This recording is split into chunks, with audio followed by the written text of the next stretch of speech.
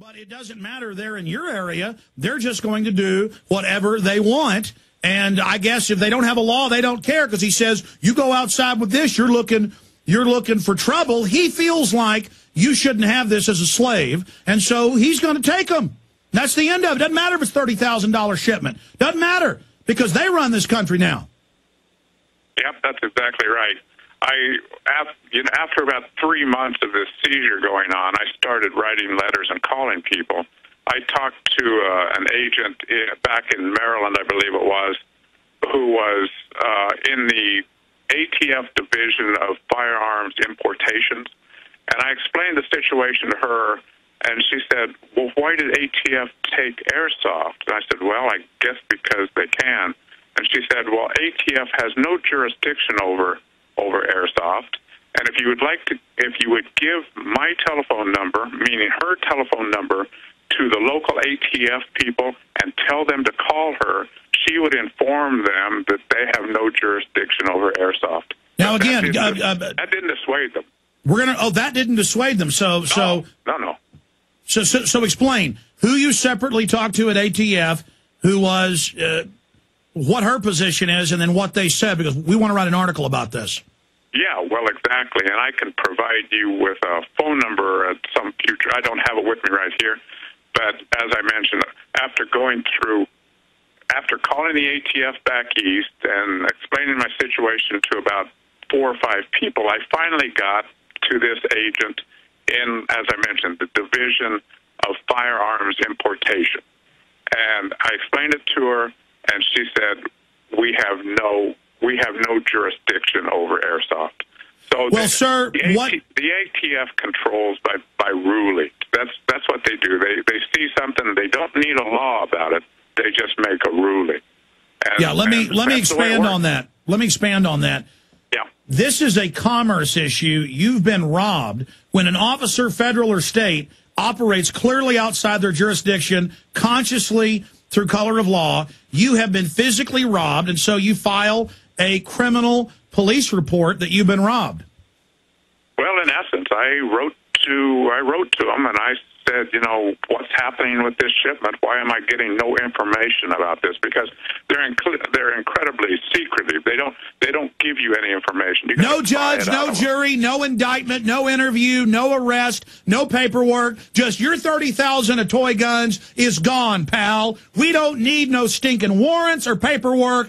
We rule America. You don't sell toy guns around here, boy. Absolutely, that's right. And I figured that if they really thought my guns were machine guns like they said they were, I'd be in handcuffs by now. But they're not down here arresting me.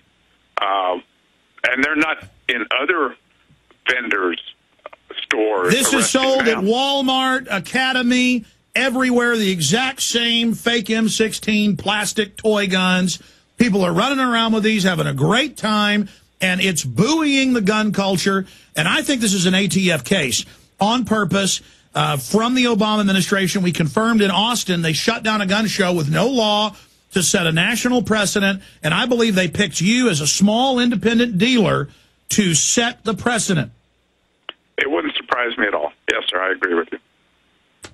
Well, give out your website again for Legal Eagles, lawyers on the West Coast, other people that want to bring civil rights suits, commerce suits, robbery suits, criminal charges, because we have a lot of experts out there that are listening that would want to email you advice. Yeah, nothing would please me more. My website is www.airsoftoutletnw.com. Now, tell people, Brad Martin, when this first happened and any new developments, because we're quite a few days into this, and I guess they say, look, talk to the hand. You don't get paperwork. You don't get anything. We just rob you. Well, that's basically it. Now, I spoke to an ATF agent up in Tacoma, a week or 10 days ago, and this guy had his head screwed on straight. I think there are some really good agents in the company, basically, but the anti-gun influence is so strong that I think these sensible guys get shouted down. But I was talking to him, and he said that basically Customs has me on a hit list now, that anytime one of my orders hits port, they're going to flag my order. They're going to take it for intensive examination. And right now, they have 2 more of my orders backed up in port for intensive examination. And whoa, they're going to put you out of business. They got a $30,000 order and just grabbed it with the ATF. What have they gotten now? Oh, they've got about another 20,000 in there now. Yeah, about another 20,000. Unbelievable. Well, people need to, all over the country, order the guns you've got in stock, the plastic toy pellet guns, just to keep you afloat. Because that's one thing I've noticed the feds will do. They'll just ruin you to set the precedent, pick a little guy, and then hope you just go away. Yeah, well, we're not going to go away. You know, you piss off a Scotsman, and they're going to fight back. So I'm kind of fed up with their behavior. I hear you, my friend. I don't know if I can generate enough income to take the feds to court or not, but I'm going to look at that. And I don't know if the NRA or other gun groups could take up interest in this and talk. You know, we've got Larry Pratt on. What is Pratt on Thursday? Head of Gun Owners of America. We're going to get, believe me, Jews for Preservation of Firearms or the Gun Owners of America is going to want to help you. We've got the ATF red-handed here in lawlessness, color of law, shanghaiing, freebooting. This is the same as just robbing a stagecoach. I mean, they are bandits here, and if the precedent gets set by Customs and these guys, we're all in deep trouble. We got to hang together or we'll surely hang separate. One more segment, sir. Stay right there. Yes, sir. Airsoft outlet, NW.com. Our website's Infowars.com.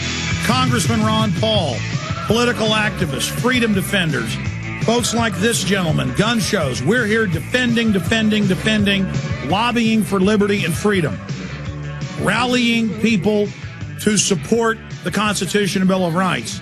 That's why it's important to support Infowars.com. Visit the online video bookstore, whether you get a ball cap or whether you buy a video. You can get Jesse Ventura's new book that we're now going to start shipping, $5 off, $19.95, and get one of my films free, a $45 value for $19.95, available at Infowars.com. We're carrying a new video, which is an amazing documentary by the folks that brought you America's Secret Beginnings, A Lamp in the Dark, the untold history of the Bible, a lot of key stuff, hidden history. This just went on the shopping cart today. Infowars.com or call toll-free 888-253-3139.